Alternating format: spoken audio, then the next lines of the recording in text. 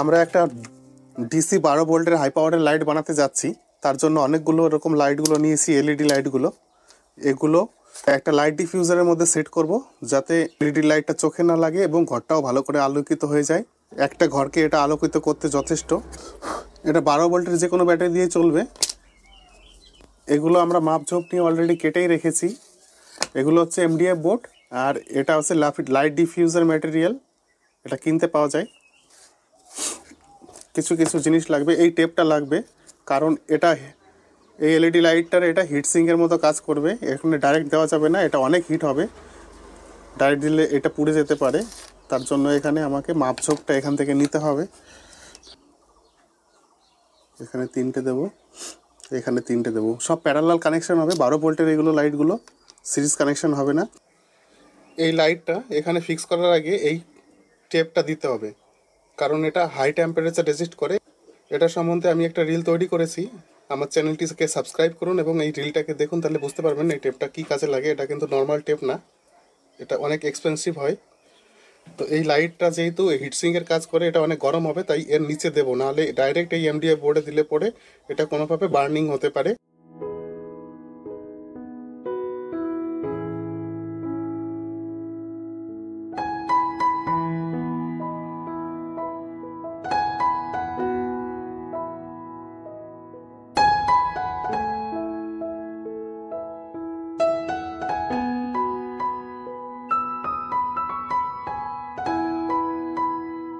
একদম ঠিক আছে মাপটা।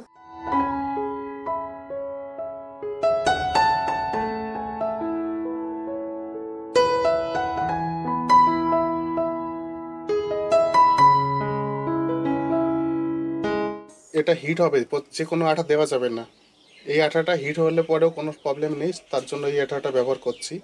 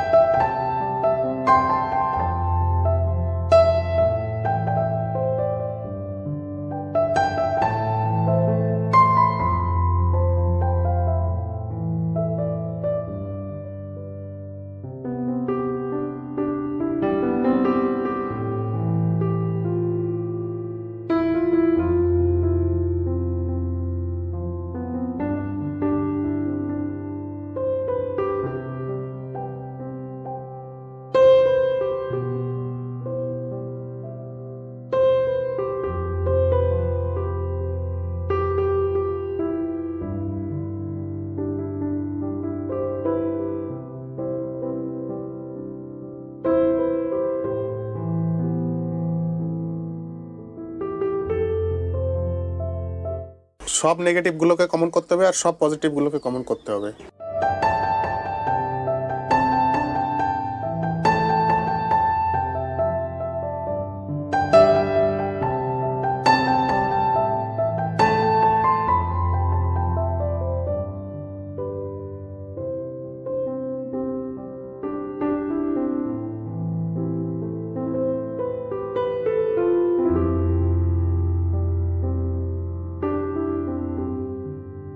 এবার নেগেটিভ পজিটিভ দুটো তার বের করে নিয়েছি।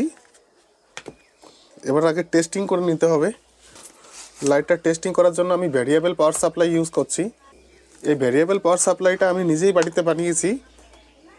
যদি আপনারা এরকম ভেরিয়েবল পাওয়ার সাপ্লাই বানাতে চান তাহলে অবশ্যই আমার চ্যানেলটিকে সাবস্ক্রাইব করুন।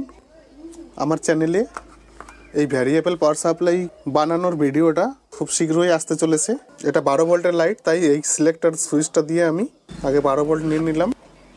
বড়টা প্লাস, ছোটটা মাইনাস।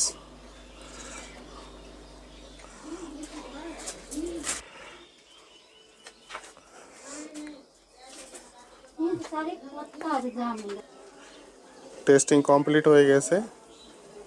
এবার আমরা এটাকে সেট করতে হবে। এটাকে